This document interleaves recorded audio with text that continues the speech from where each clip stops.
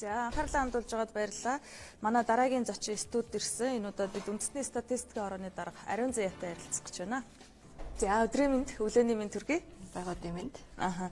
За сая Чулуунбаатар академичтэй ярилцаж байлаа л да. Ярилцлаа бас анзаарсан байх. Тэгэхээр шинжилгээнд суурилсан одоо бодлого боловсруулах хэрэгтэй гэдгийг бол зөвхөн одоо хоосон уриалаа зөнгөөрөө шитгэл үнэмшлэрээ хийх хэрэгтэй юмаа гэдгийг бодлого боловсруулагчид анхаарах цаг болж ер нь анхаарч байна гэж байл та. Тэгэхээр таны хувьд бол одоо тоо мэдээлэлд суурилсан одоо ийм бодлогыг боловсруулж байх шиг байна уу? Хэр анзаарэгдэж байна юу ажил авсаас хойш? Энэ дээр яриагаа эхлэе да.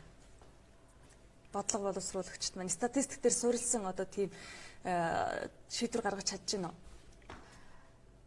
Энэ бол мөнхийн сэдв. Одоо яг бодит тоо судалгаа, шинжлэх ухаан одоо энэ бүхэн дээр суурилж бодлого шийдвэрээ гаргаж байна уу? Эсбүгөөс зүгээр одоо хин нэгэнд таалагдах гэж улс төрчдийн одоо хин нэгний бодлоор болж гинэ гэдэг бол мөнхийн маргааны сэдв байдаг.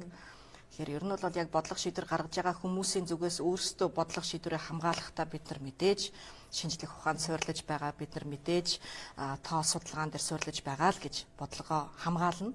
Нөгөө талаас одоо яг тэр шинжлэх ухаан талаасаа яг тоогоо гаргаж байгаа боловсруулж байгаа хүмүүс шинжлэх ухаанч одоо эрдэмтэд судлаачид бол ямагт одоо бас жоохон дутмаг байна гэдэг шүүмжлэлийг бол хэлнэ.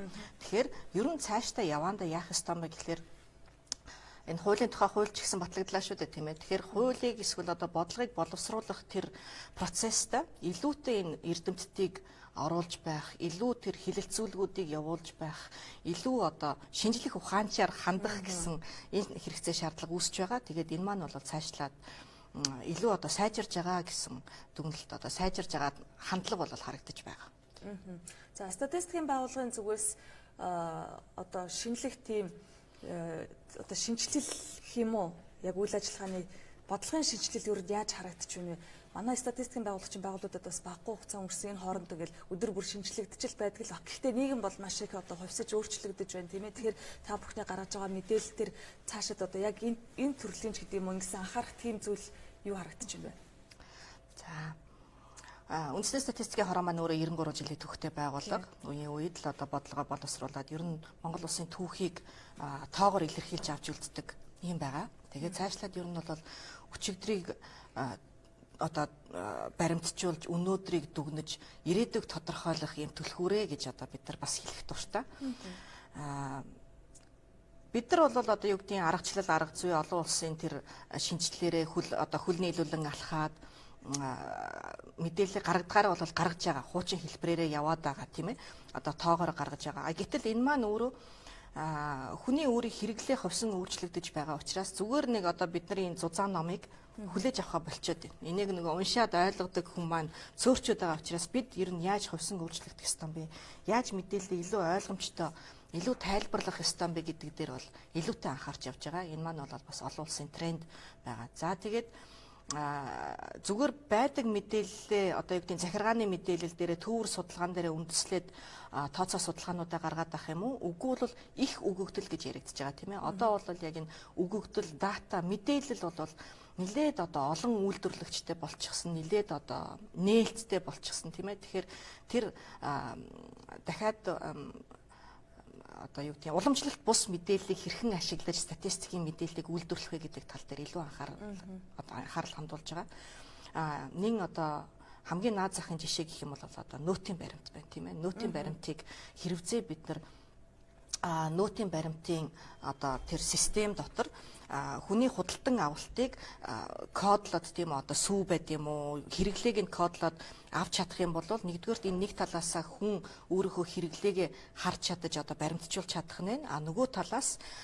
статистикийн ач холбогдолтой мэдээллүүдийг бид нар бас авч чадах нь байна. Наад зах нь одоо юу гэдэг хэрэглээний үнийн индекс ч гэдэг юм уу тийм ээ. Одоо яг тийм нэгэн тавагдж байгаа мэдээллийг өшөө сайнаар ашиглах тэр боломжуудыг бий болгох шаардлагатай байна. Уламжлалт бус статистик тоо мэдээлэл гэсэн үг шүү дээ. Энэ бол зөвхөн одоо бизнес эрхлэгчид юм уу аж ахуйн нэгжүүдээс илүүтэй хувь хүний өөрийн хэрэгцээнд бас хэрэгтэй гэж ойлгож болох юм шүү дээ. Аль аль талын ач холбогдолтой гэсэн. За Тэгэхээр одоо сая бас улсын хурлын түвшинд үндэсний статистик орооны бүтцийг ярьж байгаа шиг байна. За бас ерөнхийдөө одоо байгууллагын хэмжээнд шинжилэл ярьж байгаа шиг байл да. Тэгэхээр ирээдүгөө яаж тодорхойлж ийнү? Жишээлбэл 2016-аас 2020 онд хөгжүүлэх гэдэг бас бичиг баримт яригдаж байсан. Сая үндэсний статистикийн хорооны одоо статистикийн тухай хуулинд байдаг статистикийн зөвлөл гэж батлаж өгсөн. Энэ маань бол одоо улсын их хурлаас 3 гишүүнийг санал болгож, за засгийн газраас 3 гишүүнийг санал болгож ингээд статистикийн зөвлөл батлаж өгсөн байгаа. Тэгэхээр энэ маань өөрөө ямар чиг үүрэгтэй вэ гэхээр зөвлөн туслах одоо дэмжих одоо чиг үүрэгтэй.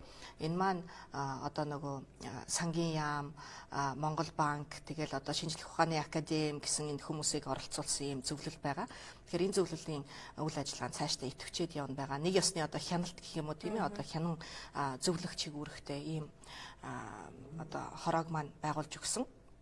За нөгөө талаас 2017 оноос 20 он хүртэл дунд хугацааны хөтөлбөрийг бас батлуулсан байгаа гэлээ тийм ээ. Тэгэхээр эндээ бол мэдээж бид нар олон улсын чиг хандлага, олон улсын статистикийн хэрэгцээ шаардлага юу байна уу, одоо чиг хандлага юу байна уу гэдэг дээрээ суурлаад бас энэ 3 дахь удаагийн дунд хугацааны хөтөлбөрөөр батлуулсан байгаа.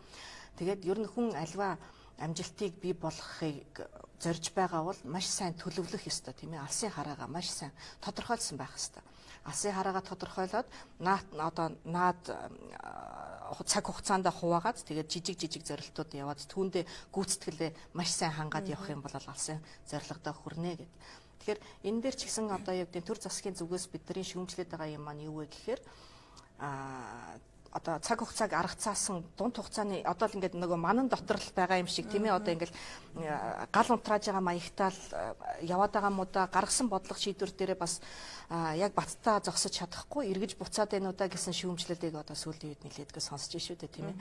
Тэгэхээр яг одоо статистикийн байгууллагатай холбоотой энэ бодлого шийдвэрийг ярих юм бол нүүбийн комиссоос одоо доктортой хөгжлийн зорилтууд гээд 2017 онд биш 2015 онд батлаад өгчихсэн байгаа тийм ээ. Энэ маань бол 193 улс орны тэргүүн цуглаж нүүбийн одоо комиссоор за ер нь бидний хэтийн зорилго юу вэ гэдгийг хэлцээд 17 зорилго бүхий одоо доктортой хөгжлийн зорилгоодыг батлаад явсан байгаа. Монгол улс ч гэсэн түүнд оролцоод мэдээж өөрийнх хариуцлага амлалтуудыг өгөөд явсан байгаа. Тэгээ 15 онд 17 зорилго маань батлагдсан бол 16 онд Монгол улс түүнтэй холбогдуулж доктортой хөгжлийн үзэл баримтлал гэж бичиг баримтыг бас баталсан байгаа. Тэгэхээр яг энэ ажил маань 2030 он хүртэл баталсан энэ зорилгууд маань өнөөдрийн яам тамгын газруудын хөгжлийн бодлого дээр хэрхэн тусаж явсан бэ? За 5 жилдээ одоо юу хийх гэж байгаа, 10 жилдээ юу хийх гэж байгаа, 30 онд бид нар одоо юу гэдгийг тэр тавьсан байгаа шалгуурдаа хүрэхийн тулд өнөөдөр юу хийж байна гэдэг юм маань төдийлөн сайн харагдахгүй байгаа. Тэгэхээр статистикийн байгууллагуудын ач холбогдол энэ доктортой хөгжлийн зорилтуудыг дүгнэхэд маш өндөрөөр тавигдсан нүүбийн хэмжээнд тийм ээ. Мянганы хөгжлийн зорилтууд гэж байсан. Тэрний одоо 2000 онд батлаад 2015 онд хэрэгжилтэн дуусаад дүгнэхтэй. За ер нь бол бид нар жоохон алдсан байна энэ дүгнэх тал дээр. Дүгнэх үзүүлэлтүүдийг тавьж өгөөгүй байна.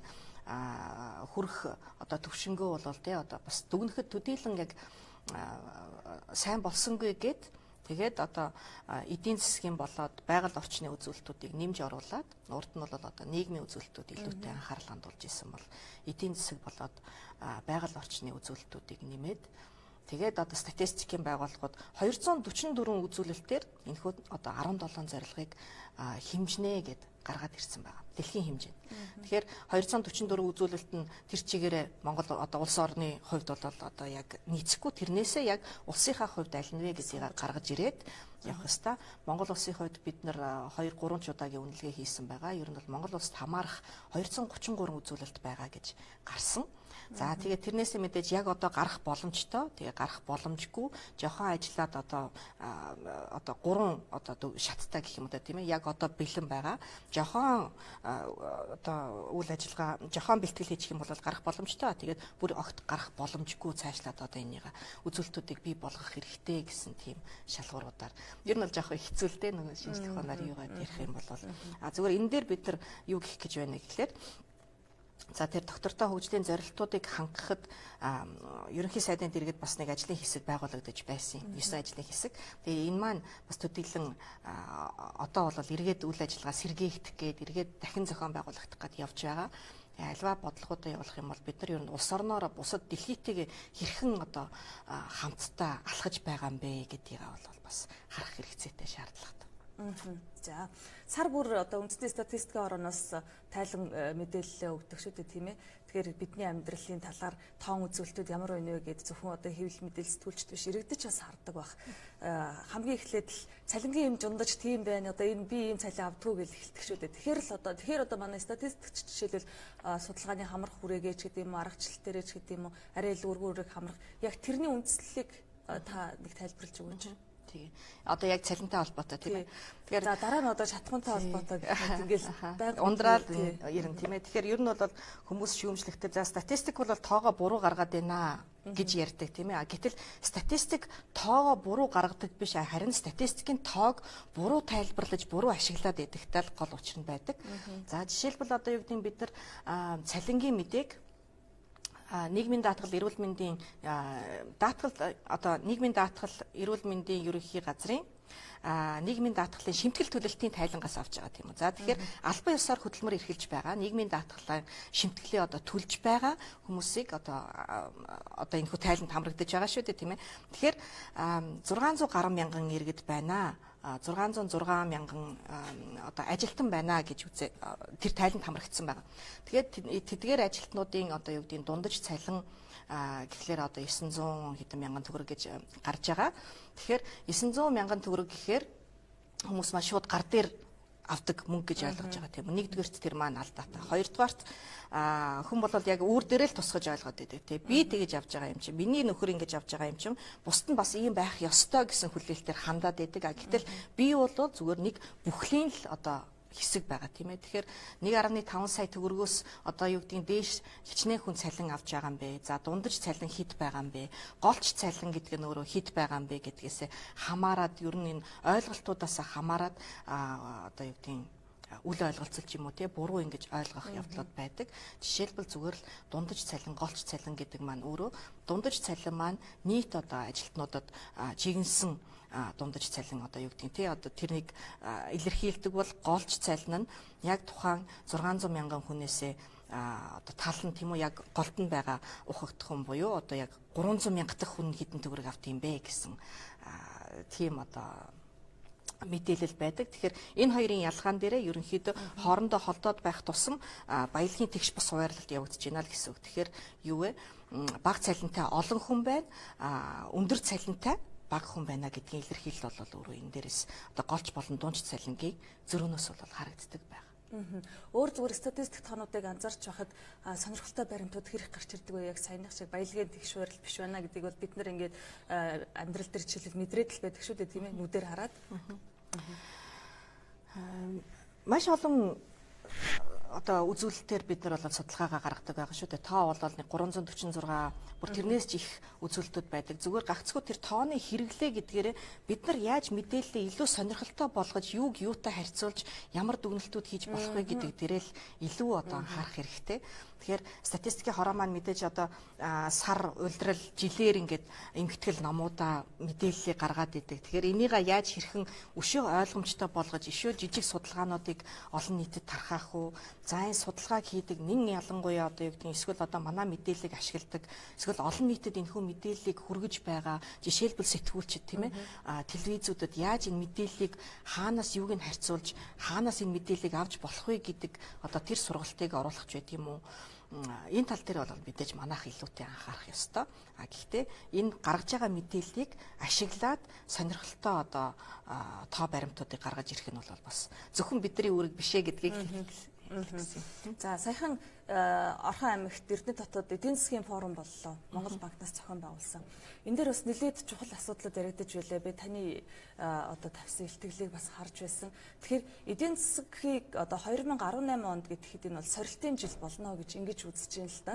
За статистикийн үндэсний орны даргын хувьд за бас эдийн засгч үнийч хувьд юм тийм ээ. Ерөн зүгээр энэ эдийн засгтэр анхаарах тэр асуудлыг та юу гэж харсан бэ? Одоо өөрийнхөө ажилтаа уялдуулаад жишээлбэл ажилтайгаа уялдуулаад Яг хоо эдийн засгийн үзүүлэлтүүд маань 17 оны хувьд бол нэлээдгүй сайжирсан. Маш эерэг үр дүнгууд гарч байгаа. Гэтэл нийгмийн үзүүлэлт дээр бол нийгмийн статистик нэлээдгүй хүнд одоо их муу одоо сөрөг мэдээлэлүүд их гарч байгаа. Тэгэхээр энэ маань юу вэ гэхээр эдийн засгийн одоо өсөлт гэх юм уу эдийн засгийн нөхцөл байдал муудах юм бол цаг хугацааны араас нь одоо нийгмийн үзүүлэлтүүд бас буурч одоо муугар сөргөөр нөлөөлдөг. За эдийн засгийн үзүүлэлтүүд нь сайжрах тусам нийгэмдэр үзүүлэлтүүд нь бас шууд одоо дагаад сайжрахгүй цаг хугацааны хувьд бол одоо нэлээд одоо араас нь явж идэг. Тэгэхээр өнөөдрийн нийгмийн сөрөг үзүүлэлтүүд нь бол өнгөрсөн хугацааны одоо алдаатай бодлогын үр ашиг нь гарч ийна. Цаашлаад одоо хэрэгцээ бид нар бодлогоо тогтвортой байгаад энэ чигээрээ явж чадах юм бол эдийн засгийн одоо энэ уналтаа бол ерөнхийдөө тогтворжуулж чадчихна гэж харж байгаа шүү дээ, тийм ээ. Тэгэхээр энэ тогтворжуулж байгаа юм өшөө унгахгүйгээр яаж цаашаага бодлогоо улам тогтвортой байлгах уу, улам одоо эдийн засгаа сайжруулах уу, өсөлтийг бий болгох вэ гэдэг дээр анхаарч чадах юм бол нийгэмдээ ч гэсэн одоо энэ маань сайнаар үзүүлнэ. Одоо эрэг үзүүлэлтүүд гарч ирнэ. За түрүүний битэрийн цалин дээр ирсэнчлэн 16 онд юу гэдгийг 1.5 сая төгрөгөөс дээш цалин хөлс авч исэн ажилтнууд нийт ажиллагчдын нэг 8.7%-ийг эзлэж байсан бол одоо 17 оны 3 дугаар улирлын байдлаар 11.7%-ийг эзэлсэн байна, тийм ээ. Тэгэхээр энэ маань юг үзүүлж байна гэхээр өндөр цалинтай одоо энэ уул уурхай барилгын салбар эргээд сэргэж ийна гэсэн үзүүлэлтийг харуулж байгаа. Тэгэхээр энэ эерэг үзүүлэлт маань өөрөө явандаа л одоо хүн дээр бууж мэдрэгдэж эхэлнэ. Тэгэхээр тэр болтол бодлогоо дахин өөрчлөлт байхгүй бас одоо юу гэдгийг энэ бодлого дээр хിവэрэ баттай тэгээд өшөө одоо юу гэдгийг улам хариуцлагатай ажилласаа гэсэн тэр бол хүлээлтүүд байгаад байгаа. За ярилцсан нэвтрүүлэг үргэлжилж байгаа үзэгчтэй манай дараагийн зочноор үндэсний статистикийн орооны дарга Хариун Зэ оролцлоо.